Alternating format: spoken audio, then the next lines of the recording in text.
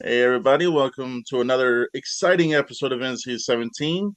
Today we have with us actor extraordinaire and all around just great dude, Justin Martin. How you doing today? Doing great. Thanks so much, Josh, for having me. I appreciate it. No problem. Uh Before we get into the films you've been in and just kind of like what you're up to next, you want to give a brief back history of what got you into movies? Yeah, for sure.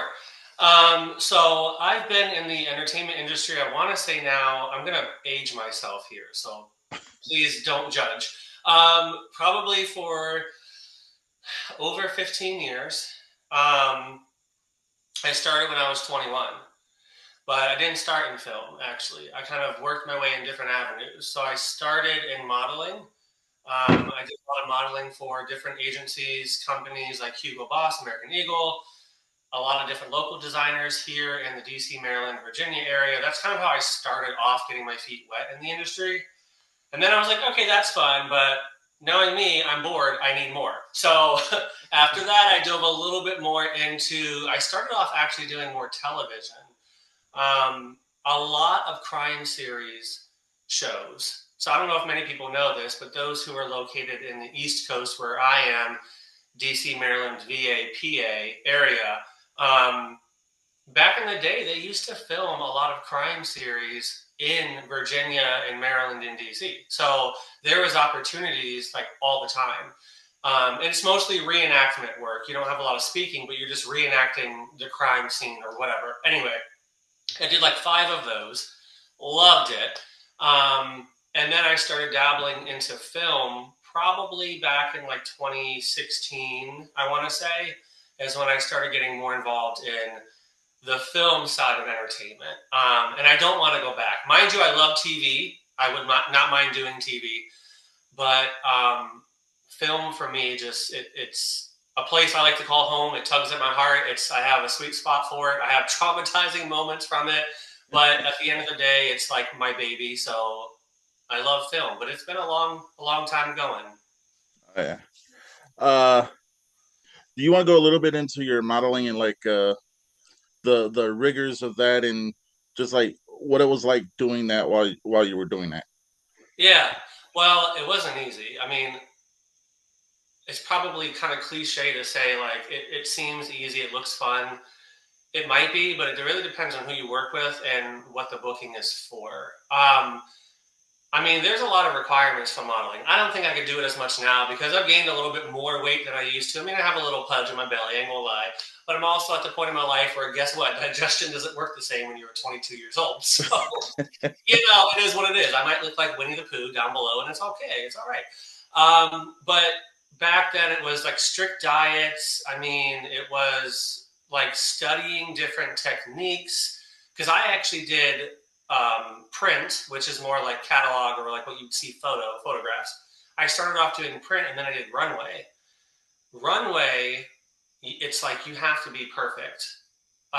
Back then, they've loosened up a little bit now, but you have to be a little bit more fitting in this box, this image of what they're looking for. So it was stressful, it was emotional. It wasn't easy. It paid well. There was a lot of good opportunities. Things that I have, copies of for life now, which is always awesome to have. But it was a stressful time in my life because I had to focus on everything that I was doing before I did it to make sure I didn't jeopardize my opportunity. And a lot of stuff you're on contract for. So if you mess up, you might have, you might get penalized. You might have to pay to get out of your contract or get sued. So it was hard, but I think my favorite part of modeling outside of doing like print work and runway, I think my favorite part, and when I say runway, it's more like Fashion Week, like New York Fashion Week, DC Fashion Week, in LA as well. Traveling was always fun at a young age because if you're a party animal, it's like living life. I'll worry about my life later on, right? It was fun, but I think runway was my favorite part. Connecting with the audience and connecting with the people that were there and the designers. And after I did modeling myself, I actually got hired for about 5 years, I believe it was, about a 5 year run. I was a modeling instructor. I actually became a coach and a teacher. So I taught workshops um, Okay. in DC, a little bit in New York, but primarily DC. And we taught workshops. My group was anywhere from the age of like 8 years old up to 16 was my class. Um, and we taught runway etiquette, how to walk on the runway, how to do your poses, just the proper ways to basically wear the garments and the outfits for the designers, but also what you're supposed to do for the cameraman, right? Things like that. So you're kind of bringing it full circle and not missing a beat. Teaching it was a lot more fun because I realized how much I had learned in such a short time. And I was kind of proud of myself because I didn't know how much I really knew until I started teaching it. And I was like, wow, I actually know a lot about the industry in that field. So it was a lot of fun. It was good. I mean, I have students now, 10 years, 15 years later, who still communicate with me and who have different bookings that they get. And if anything, it feels good to have helped them and coached them get to where they are now. So it's, really good feeling. All right. Uh, we'll talk about your earlier films. You played Jed in The Mountaineer. Haven't seen that one yet, but can you give a brief synopsis about that movie and the character you played? Um, I usually don't talk too much about that movie, but I'll give you some information. Just because things didn't really turn out the way that we expected it to, and a lot of things got cut, on the chopping block. So you actually don't even get a chance to really see me as much as I was filming. Half of my scenes got cut for some reason. I don't know why, but shame on them. It happens, right? Right. But it does. It's an interesting movie, just kind of about a bunch of rebellious characters who are going against what I would call like the villain of the town, if you will. It was very much a Western setup. We actually filmed in a location that all year round is set up as like a city of a Western city. I mean, it has a saloon, it has different bars, it has like an old post office style look, but it was like all back in the Western days. But they have a whole set year round that's like that. So we filmed there. Um, my character Jad was the son of one of the main characters in the movie. And I had a little bit of a little bit of like a rebellious moment against the Mountaineer, the gentleman who played the Mountaineer. He kind of came into the town and started raising havoc, and um, it was like a roller coaster of a movie because there was highs and lows, just like many movies are. There was a big scene towards the end where me and the Mountaineer have like a fight sequence, which was pretty cool because that was my first movie ever doing a fight sequence. And Richie, oh my gosh, I'm probably going to say his name wrong. Savito, we're going to go with that. Was the producer essentially of this movie, and he played the Mountaineer. So he's a wrestler full time, or was full time. I'm not sure if he still is, but he taught me the moves to do, and a lot of them were based on like wrestling moves. So I thought it was pretty cool. I'm not a big wrestling fan. I could care less about wrestling, just not my forte. But it was nice to see like how they do those moves and how a lot of that can be staged. It was fun. The fight sequence was very fun. But if somebody were to ask me, should I watch that movie? I would probably say no. I'll take That's the a me. advice. But some people enjoy it. I don't want to put anything bad out there. Um, it wasn't my taste seeing it, but a lot of people I know do like it. So I won't say don't give it a try. Uh, so the movie I seen you first in was actually 1031 Part 3. Oh, nice. Okay. Uh, but then I was like, good actor. Now I have to kind of go back and see what he's been in.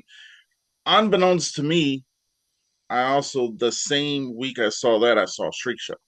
Oh, nice. Okay. So let's talk about Streak Show because it looks like that one came out first. Yeah. You play Kyle. Do you want to, for the people who haven't seen it, give a synopsis about that film and just like how things were on that set? Yeah. Oh my God. Shriek Show is forever going to be my introduction to what I call film.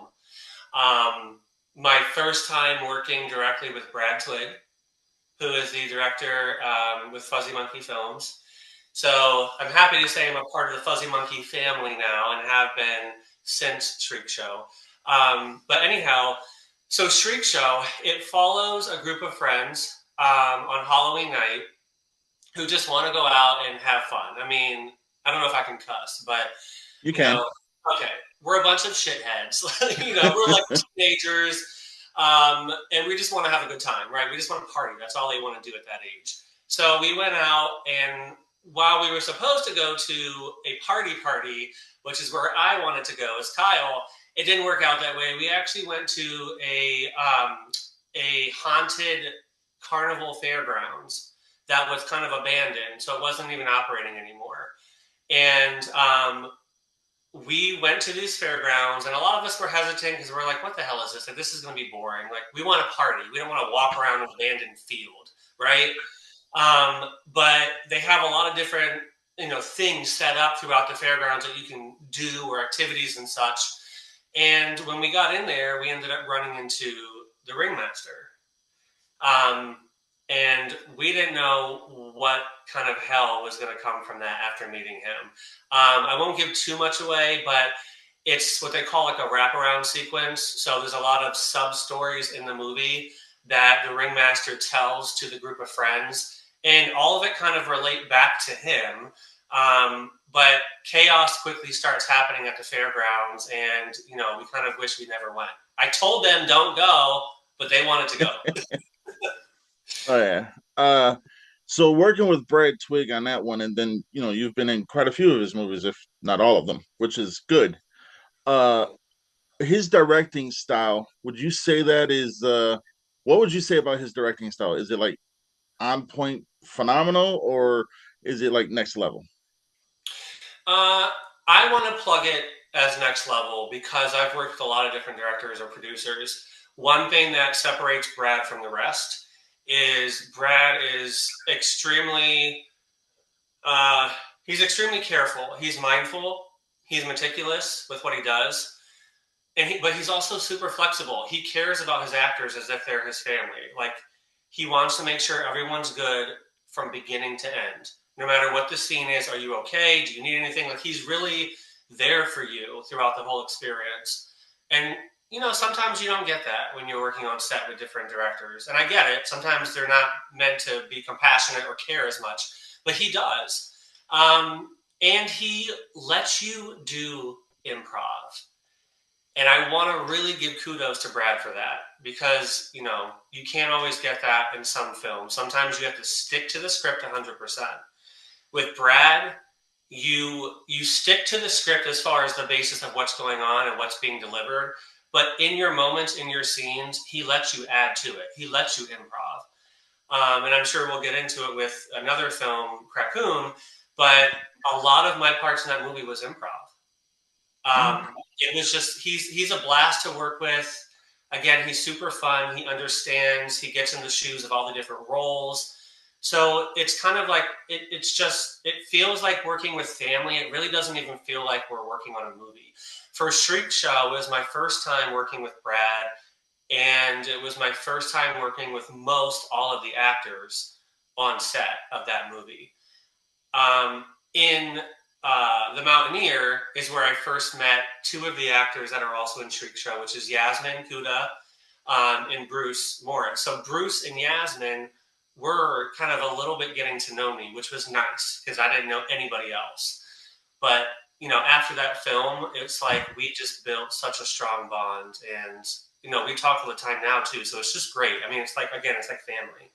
oh yeah. Uh, let's go. We're gonna go right to Killer Camp Out Part Two. Okay. You play Will. Uh, Phenomenal in the part that I did not see everything coming toward the end. Normally on horror movies, you can see what's going to happen. Yeah.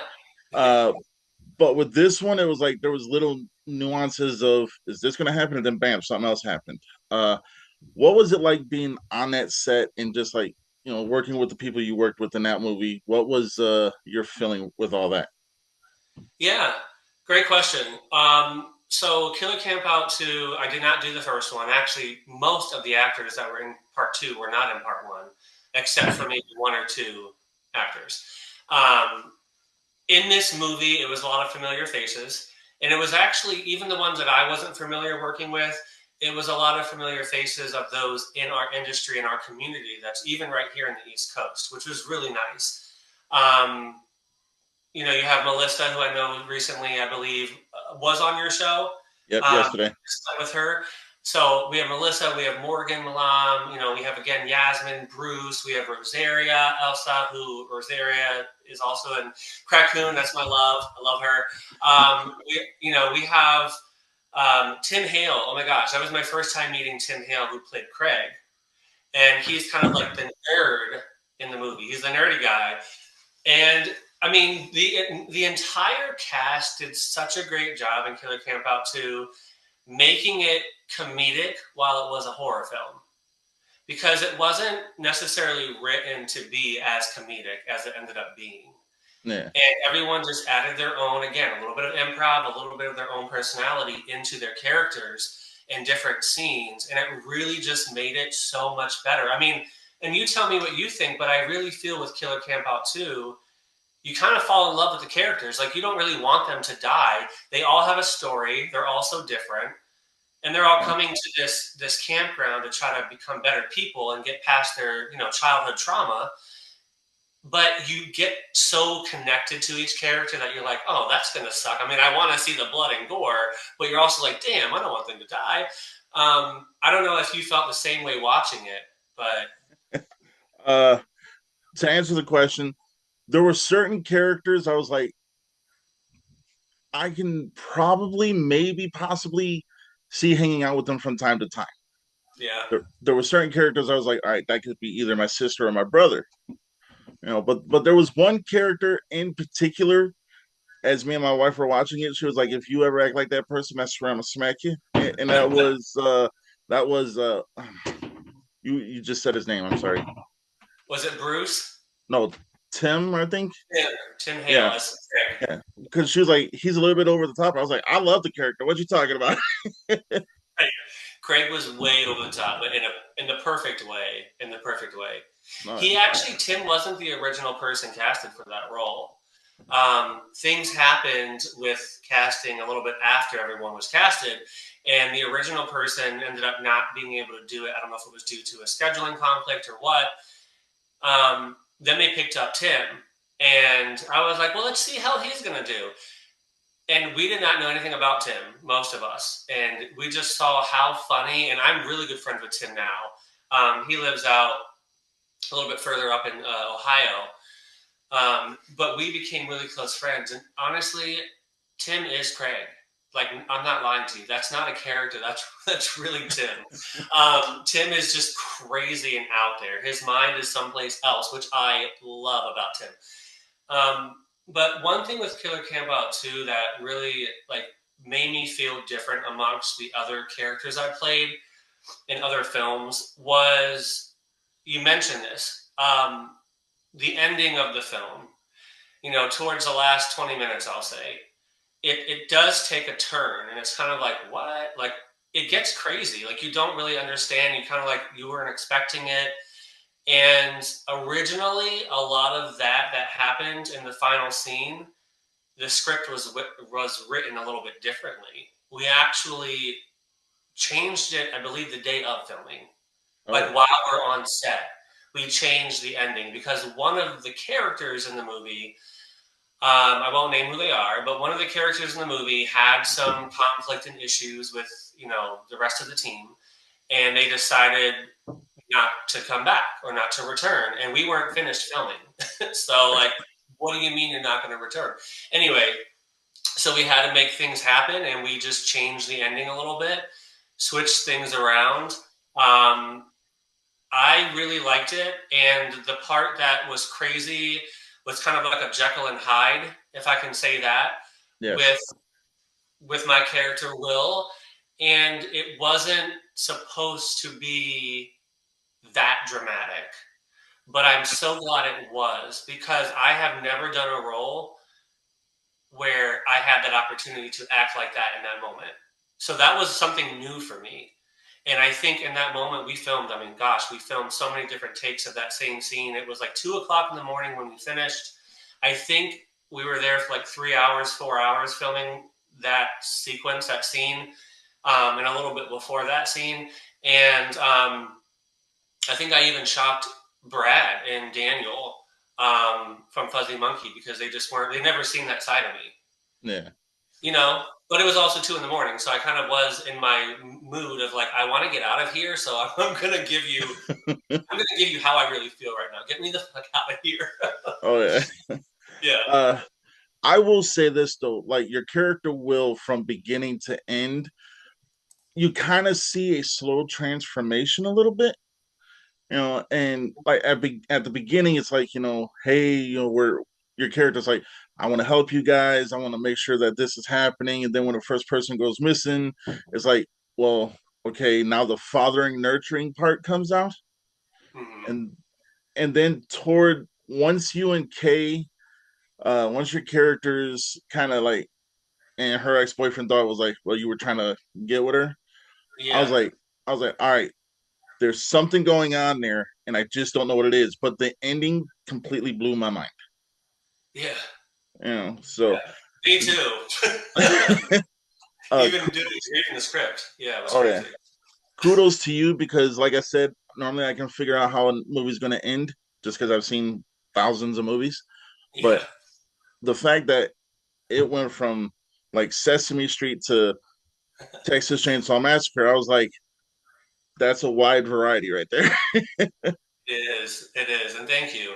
Yeah, it definitely was a lot of fun. Took me out of my element. It was something that I haven't done and given in one movie, giving so many different emotions and trying not to give it away, throughout the rest of the movie, knowing what's going to happen in my head. I was trying not to give too many clues unless if it was absolutely needed. All right. Yeah. So yesterday, talking with Melissa, she told me I should ask you about something called Okay. gay lips or something like that. Hashtag gay lips. Yes.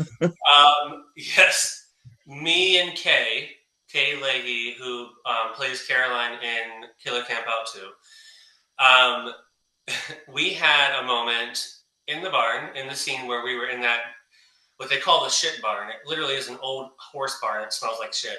And we filmed a lot of scenes in there in different movies, so we're kind of done with the shit barn, I hope. But anyway, we're in that barn, and the scene where we've been talking about, that scene where towards the ending where things went a little crazy. So it ended up different than how the script was written. And one thing that me and Kay talked about maybe a day or two before is we're like, we really want to give something more to this scene that really gives to my character and my feelings for her character in this movie. How can we do it in a way that's kind of like not demented, but kind of like dark, and it just gives to the moment of what's happening in that scene? And so there was a moment where we kissed. We kissed a lot because we did a lot of takes, so we kissed many times. But the kissing sequence, the kissing part, wasn't in the script, and we wanted to surprise Brad because Brad and everybody else knows me and knows that I don't typically kiss girls. So I'm like, "Hey, let's do it. I want to kiss you. We're gonna do it." So we wanted to surprise Brad, and I think we really did. So in that moment, it was like dead silence. Like everybody was just quiet while we were filming it. But even when they yelled cut right after we had kissed, like it was so quiet. And me and Kate just kind of looked at each other in the eyes. And one of us, I don't remember who it was, had said like, "Ew, gay lips, like yuck," and it was so funny, but it was so perfect because the moment it was like dead silent, so it was like hilarious. Everyone was busted out laughing, like broke the tension a little bit. Uh, But yeah, we wanted to make T-shirts with hashtag gay lips on it. We that would really be wanted. awesome.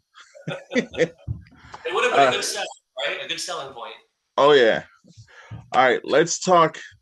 In my opinion, just my own opinion, your epic. To me, this is like the epic movie I've seen so far that you've been in. Raccoon. Yes, yes. You play Frankie. Uh,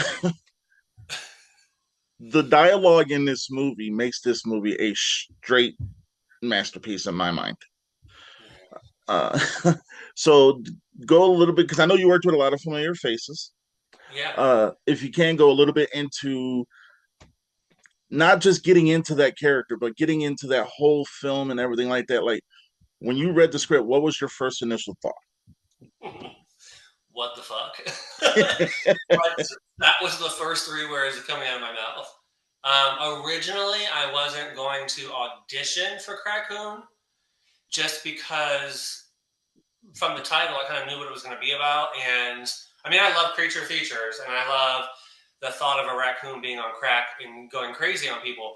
But I was like, well, maybe I don't know what role I would try to go for. I don't know if this is like me and what I'm looking for.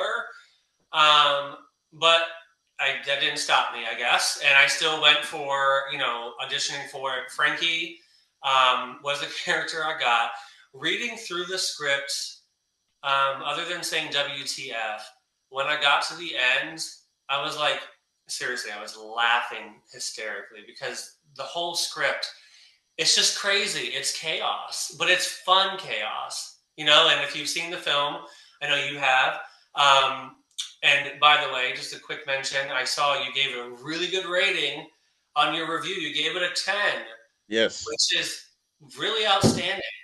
And it's hard to give tens anymore. It really is. Oh yeah. So I'm proud of that. I thank you for that. It won't.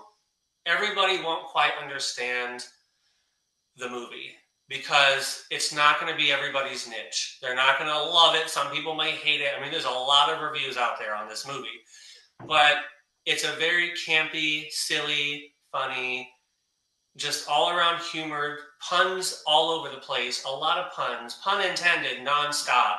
We don't want you to take it seriously, and you really can't take it seriously. I mean, come on, it's a raccoon that gets into a bag of crack and starts killing people. Like, how serious can you really get with this movie? But I thought it was just a masterpiece in how it was written. And again, I knew Brad from working with him, and I said, well, reading Frankie's parts, there's a lot that I want to add to make it more Frankified. Because when I knew what Brad wanted, he said, be as gay as you can be. Be as gay as you can be in this role. And I was like, say no more. So when I started practicing, like I started adding in different lines and a lot of the puns that you'll see with Frankie, where he says these quick one-liners that are just like out of the ass but hilarious. I prepped for a lot of those. Some of them I didn't prep for. I did it on set while filming, but some of them I did prep for because I wanted to really give it in that particular scene, like the icing on the cake or the cherry on top, because it was just, nonstop laughter left and right. Oh yeah.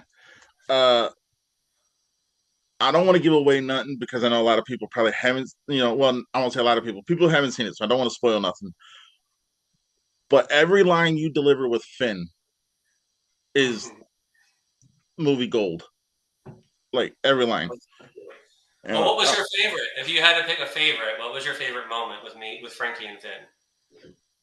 right after you get attacked by the raccoon and she comes up to you, that whole line right there. I don't want to Okay. ruin it, but that whole line right there. Well, that line, or also when you're trying to explain that there's a killer raccoon, just the way you deliver it, like there's a killer raccoon trying to kill me. I'm like, that was fucking awesome. Yeah. Yeah. uh, I also was a big fan of the way you guys did the scene with the police. That was my favorite scene. That was like the one was a hardened cop, and the other one was like, "Oh, really? Send me pictures." I was like, "The hell am I Yes. watching?" Did not expect it. Yeah. That was my favorite scene of the whole movie was the police car scene. Yeah. Oh, So much fun. we got about 10 minutes left. Would If there's any advice you could give, I know I say it to everybody who's been on the show. If there's any advice you could give to people trying to get into the industry, what would you say? That's a really good question. It's going to sound cliche to say this first part. If you put all your hard work and effort into it, you can do it.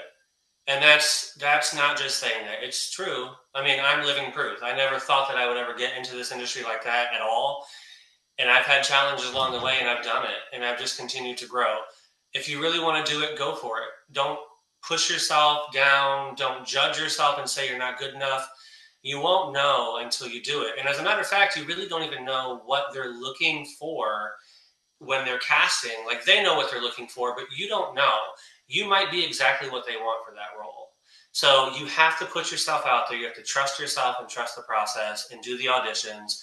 You'll get the parts. We always are turned down with no's, or you weren't selected. That's a part of the process. You're not going to be selected for everything, but don't let that get you down.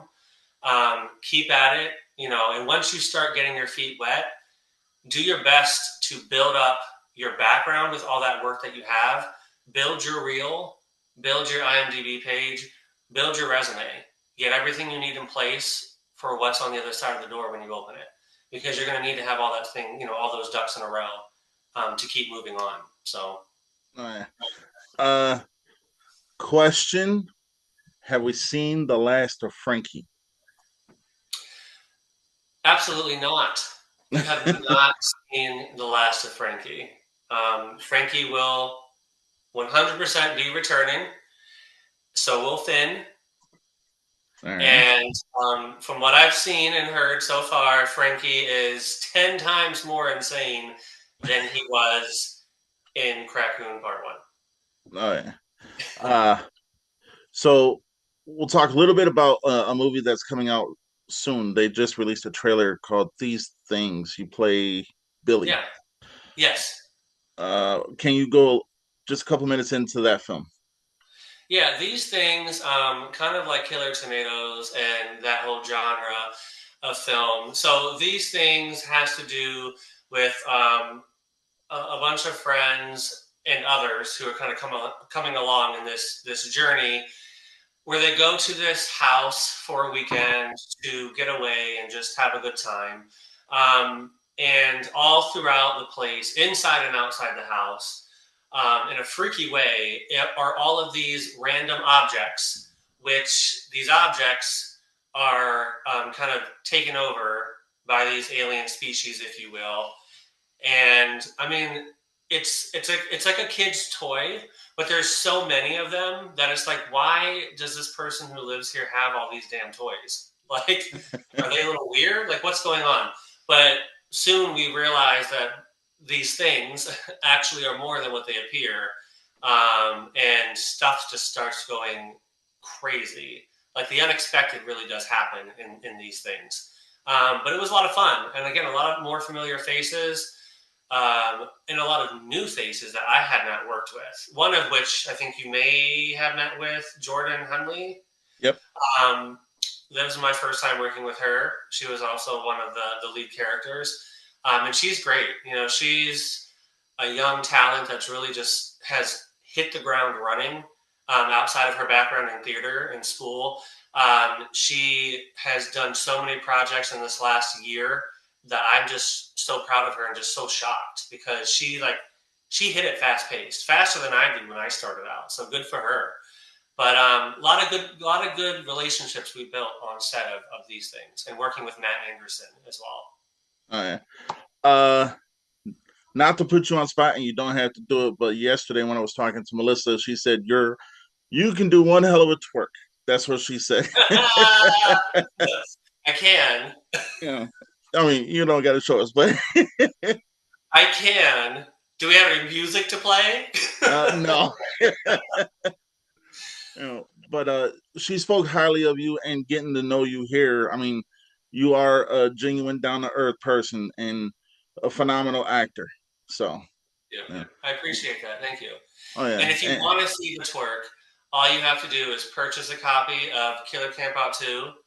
The special features, there's a whole interview about it. And there's actually scenes from when we were on set twerking. So you'll get quite a bit if you do happen to get the special features on the DVD. All right. Uh, I'm also going to be interviewing on March 11th Morgan Malam. I saw that. I saw that. Uh, Yes.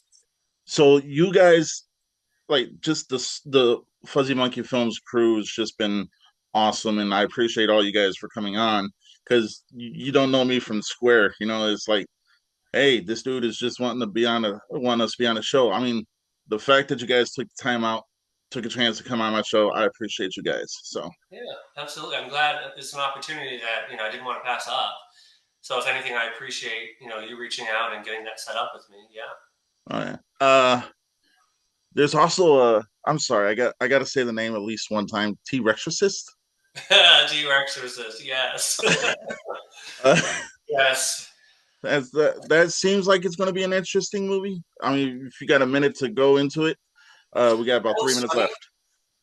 It all I know so far is the title. I actually haven't received any script or information on it. I did get cast in the movie, but I actually got cast for a smaller role, so I don't have a big part in this movie. This was another one that at first I was like, due to timing of when they were going to film, and me hearing T Rexorcist, I was like, well, maybe I shouldn't do that one. But I said that to Krakoon, and I'm glad I went with it. So I did audition for a small part in here, and I get to play like a nerdy boy, a nerdy guy. I'm just working on my outfit now of like the aesthetics of how it's going to look. I have these big, chunky, unnecessary glasses. I'm trying to work on my lisp and my nasally sound so I can sound like a real geek and just sound like I'm really, nervous all the time. I've never played that type of character, so I'm looking forward to bringing that to life. But I don't know what the film is actually about. I mean, T Rexorcist. I don't. Are we actually going to be seeing like a CGI dinosaur or something? I really have no idea what to expect. Oh, yeah. With so yeah, we got about 2 minutes left. With all the movies you've done, what would you consider to be not like the number one, but what would you have taken away from everything, like an all around just fulfilling enjoyment that the movies you've done are bringing joy to people, or how would that be? Yeah. Um, Definitely. It would. It's kind of like a balance between Killer Camp Out 2 or Krakoon, but I'm gonna have to go with Krakoon. Um, Not just because it was crazy fun and it turned out to be a hilarious movie, and we won 3 awards actually recently from it from Horror Nation. I actually was awarded Best Performance from Male Actor from my character Frankie for 2024. So that was pretty great to see that. Morgan, who's going to be on your show, she actually won Best Death Scene, which actually I that would was pretty. agree. I would Yeah, agree. it was epic. It was epic. And then we had Best Film of the Year for 2024 for Independent Horror for Krakow. I mean, we were running side by side with Terrifier 3. Dang. Well, excuse me, Terrifier 2, because Terrifier 3 is one that just came out, right, in the theater. Yeah. So Terrifier 2 on Screenbox, we were running side by side with that movie in the top three for over a month. So we did a really good job. But for me, what took away from Krakoon was me stepping outside of my comfort zone, because even though I may be who I am at heart day to day, I'm not to the extreme of what Frankie was by any means. I actually don't like people who act like Frankie. They get on my damn nerves. We got about But 30 seconds left. I'm sorry. okay, no, it's okay. But that's it. I mean, I really stepped outside of my comfort zone and faced a lot of fears that I had playing this character, but it turned out great. Oh yeah. I want to thank you for coming on. Hopefully this is not the only time. And yeah, until then, everybody, stay NC-17. Thank you.